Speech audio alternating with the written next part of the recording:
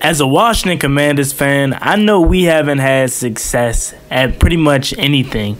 But one thing I can say about the Washington Commanders' history is that we've always had a pretty good left tackle. Whether it was Joe Jacoby and the Hogs, Tim Lacey, Chris Samuels, or Trent Williams, Washington fans were spoiled with having a blindside protector for their quarterback. But since Trent Williams was traded away, the Washington Commanders had no success with finding a franchise left tackle to replace him. This team has missed Trent Williams dearly, as he is still the best left tackle at the age of 34 years old in the NFL. As we know, Trent Williams and the Washington franchise did not end off on good terms, and Washington fans felt the worst of it as they seen their franchise left tackle get shipped off to San Francisco for a 2020 5th round pick and a 2021 3rd round pick, and it was rumored that the 49ers were willing to give up a 1st round pick, and I firmly believe that because Trent Williams, again, like I said, was the best left tackle in football and still is to this day.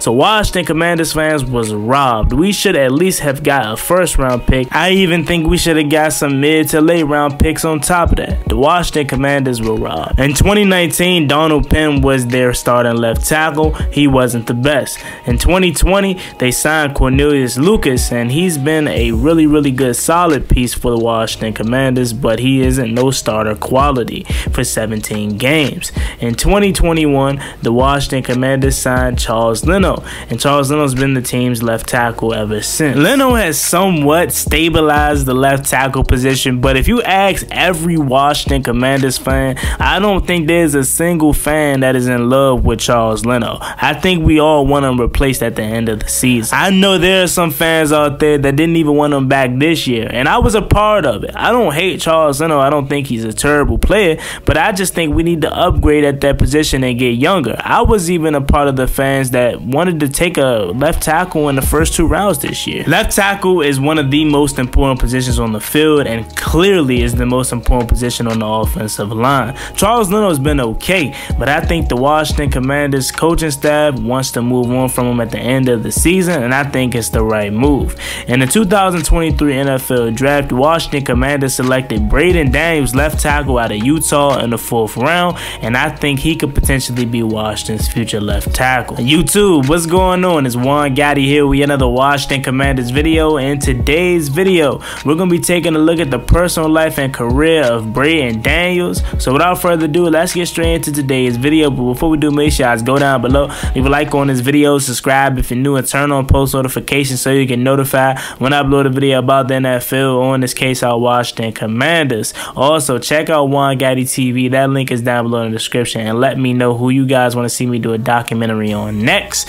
Let's get straight to it. Braden Daniels was born on August 22nd, 2000 in Carrollton, Texas. He grew up playing football. He's been playing football since 3rd grade. He started out playing flag football, then transitioned to tackle. He's always been a big body, so he's always played the offensive line.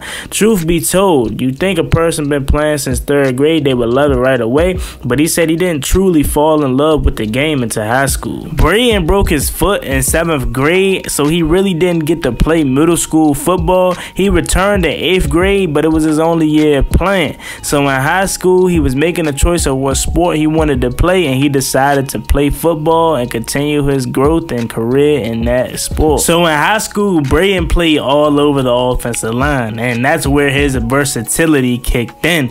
And if Ron Rivera was around during that time, he probably would have drafted him back then, because you know Ron Rivera loves positional flex. As we know, Texas is one of the biggest states in this country when it comes to football. People in Texas take their ball very seriously, and they groomed Braden Daniels into what he is today because he had competition since day one. Braden turned in a 3-star recruit career in high school according to Rivals, and like I always say, if he was in a smaller state, he probably would have been a 5-star. Braden had offers from Arizona, Arkansas, Colorado State, Houston, Illinois, Kansas, New Mexico State, North Texas, Southern Miss, and obviously the one he ended up committing with, Utah. He originally committed to play football at Illinois, but he changed his mind and committed to Utah. When asked why, he simply said the brotherhood there is really good and he loves the competition, and he's a person that never shies away from. He continued to acknowledge the coaching staff and gave them their applause as another reason why he committed to Utah over any other school.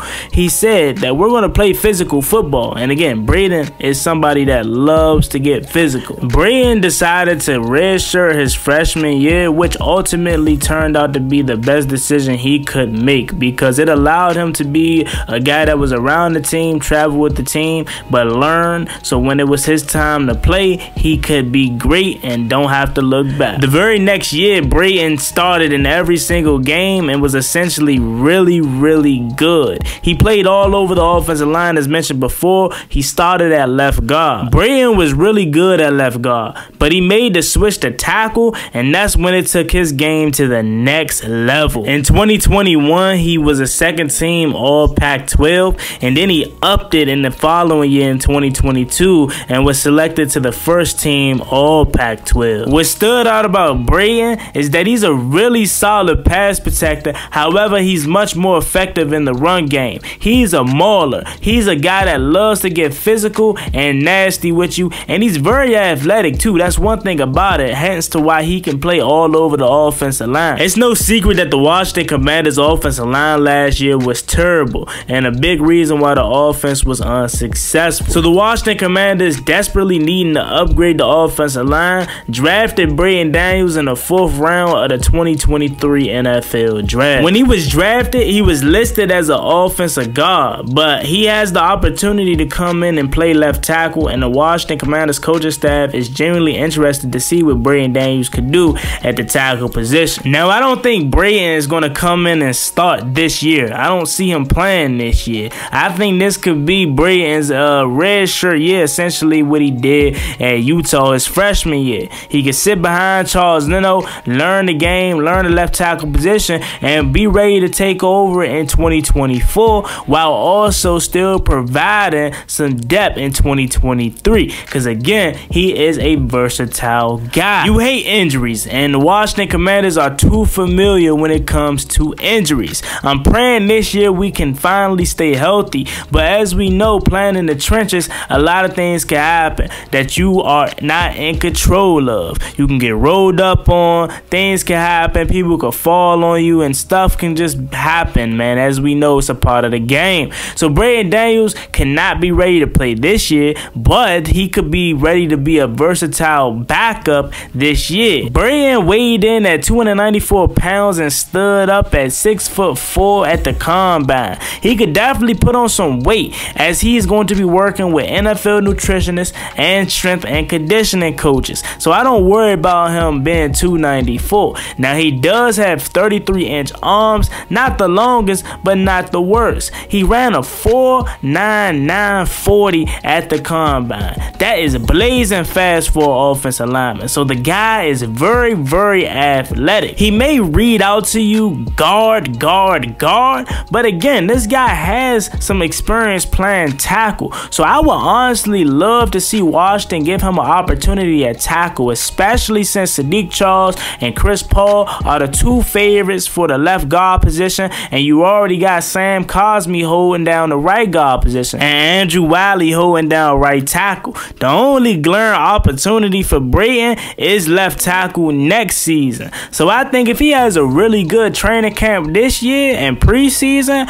Washington may be looking past this year and looking into the future with Braden. He's going to obviously make the roster and obviously be a backup and versatile depth piece, but I'm tired of having average Joes at left tackle. I want me a franchise left tackle to go with my franchise quarterback, and I'm hoping that Braden Daniels could turn into that for us. But there you guys have it. Let me know what you guys think about this video in the comment section down below. Let me know who you guys want to see me do a documentary style video on next. We're on the road to 6,000 subscribers, so please hit that subscribe button again if you haven't already. Thank you so much. See y'all next time. I'm out. Peace. We the kings of the East, I hope you're hearing what I'm saying. The DMV behind you, command. sign and step in the field and take command. 1932, we was established. We been running the NFC East every year after like. We got the best fans in the league. You cut through our skin, it's burning gold where we bleed. Cause hell to the Commanders, we the best in the league. We fight for DC and the whole DLV. We got a new name but still got the same rings though. We got a new name but still on the same mission though. And that's the what it's about, when we fall back to the city.